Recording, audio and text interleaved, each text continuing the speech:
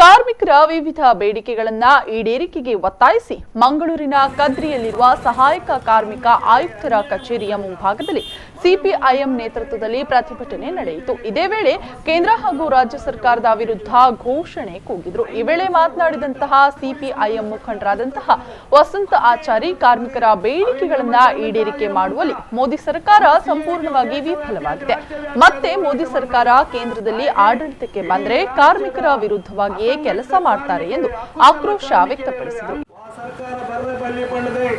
ಇಡೀ ದೇಶದ ಕಾರ್ಮಿಕ ವರ್ಗ ಹೋರಾಟ ಮಂಡಳಿ ಚುನಾವಣೆ ಅಣ್ಣ ಇಡೀ ಫಲಿತಾಂಶ ಹಾಕಲೇ ಪೂರಕವಾದ ಬತ್ತಿಲ್ಲ ನಮ್ಮ ಕಾರ್ಮಿಕ ವರ್ಗ ತೀವ್ರತರವಾದ ಹೋರಾಟ ಮಲ್ಪೊಂಡು 5 ವರ್ಷದ ತುಂಬ ಪಿರತೂಕ ನಮ್ಮ ನರೇಂದ್ರ ಮೋದಿ ಸರ್ಕಾರ ದೇಶದ ಆಳ್ವಿಕೆ ಬತ್ತಿಸಾರಿಗೆ ನಮ್ಮ ಕಾರ್ಮಿಕ ಹೋರಾಟ ಮಂಡದ ಪಡಿನ 1,000 ಚಿಲ್ಲರೆ ಕಾರ್ಮಿಕ ಕಾನೂನಿನ ಕಸದ ಬುಟ್ಟಿಗೆ ಪಾಡದೆ 44 ಕಾನೂನಿನ ಮಾತ್ರ ತೆಂಚಿದೆ ಐಕಲ ಒವೇ ರೀತಿಯ ನ್ಯಾಯಸಮ್ಮತವಾದ ಅಧಿಕಾರ ಲೆಕ್ಕ ಅವು ಸಹಿತ ಕೋಡಿಫಿಕೇಶನ್ ಬಂದು ಮಾಡ್ತದೆ.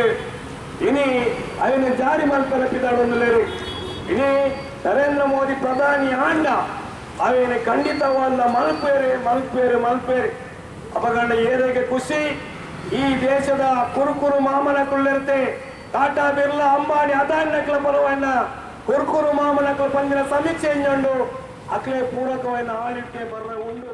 ಈ ವೇಳೆ ಸಿಪಿಐಎಂ ಮುಖಂಡರಾದಂತಹ ಸುನಿಲ್ ಕುಮಾರ್, ಜೆ ಬಾಲಕೃಷ್ಣ ಶೆಟ್ಟಿ ಮತ್ತಿತರರು ಉಪಸ್ಥಿತರಿದ್ದರು. ಕಾರ್ಮಿಕ ಅಧಿಕಾರಿ ಅಸಿಸ್ಟೆಂಟ್ ಲೇಬರ್ ಕಮಿಷನರ್ ವಿನೋದ್